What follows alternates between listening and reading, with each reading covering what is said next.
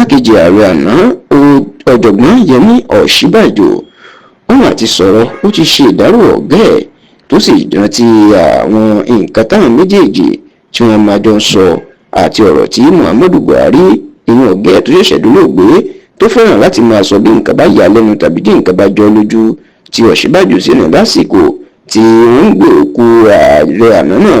ìyẹn ajagunfẹ̀yìntì Muhammadu Buhari bọ̀ láti inú ọkọ̀ òfurufú tó wà inú rántí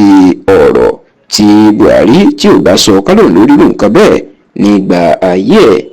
ẹ rántí pé lọ́jọ́ 13 nínú oṣù kejì ọdún tá a wà yìí 13th of July 2025 èyí tó jẹ́ ọjọ́ àìkú inú ọjọ́ Sunday ọ̀sẹ̀ tó kọjá yìí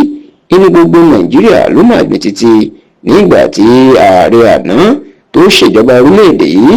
ní àárín ọdún ìyẹn tó ṣèjọba ológun orílẹ̀-èdè yìí láàrin ọjọ́ tó gbẹ̀yìn ọdún 1983 sí ọjọ́ 17 oṣù kẹjọ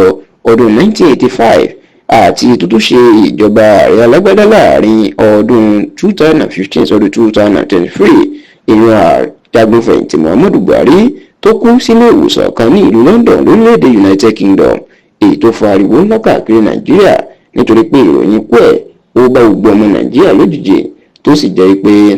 ọjọ́ ìṣẹ́gun tí í ṣe ọjọ́ Tuesday ọ̀sẹ̀ tó kọjá èyí tí í ṣe ọjọ́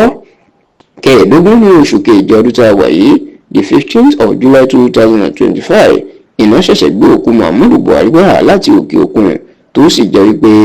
ìlú Daura ní ìpínlẹ̀ Katsina tó jẹ́ ìlú abínibí ẹ̀ iná lọ sìnkú Buhari sí ní inú ilé ẹ̀ tí ó máa ń gbé kódà ibi tó máa ń jókòó sí ń gbà yí ẹ̀ nínú ilé ẹ̀ ní Daura ìní wọ́n sìnkú ẹ̀ sí bẹ́ẹ̀ ìní àwọn èèyàn ńláńlá káàkiri Nàìjíríà àti ilẹ̀ adúláwọ̀ wọ́n péjú pésẹ̀ láti ṣẹ̀yẹ ìkẹyìn fún Muhammadu Buhari àti láti sìnkú ẹ̀ kódà fúnra ààrẹ Bọ́lá Ahmed Tinubu tó jẹ́ olórí oko káfàtà orílẹ̀-èdè yìí tó gbàjọba lọ́wọ́ Tinubu Buhari òun ló tẹ́wọ́ gba òkú Buhari ní pápákọ̀ òfurufú ìpínlẹ̀ Katsina tó sì wà lórí ìjókòó tí tó fi sìnkú Buhari ní nǹkan bíi aago 6 àrọ̀lẹ́ kù ìṣẹ́jú mẹ́wàá 5:50 p.m. ṣáò Ọ̀ṣínbàjò tóun àti Buhari tọ́jọ́ ṣe ìjọba alágbádá fọ́dún mẹ́jọ láàrin ọdún 2015 sọ́dún 2023 ó jẹ́ kó dínà wípé nígbà ayé Buhari ó ní fẹ́ràn kó máa ṣàwàdà púpọ̀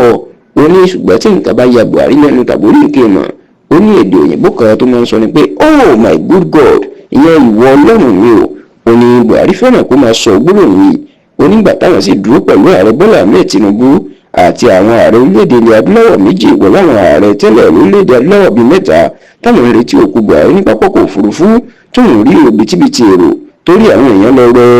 oní tó wá sọ́kùnrin ni pé ká ní Buhari ló wà nínú nǹkan báyìí tó rí irú nǹkan ìmọ̀ báyìí ó ní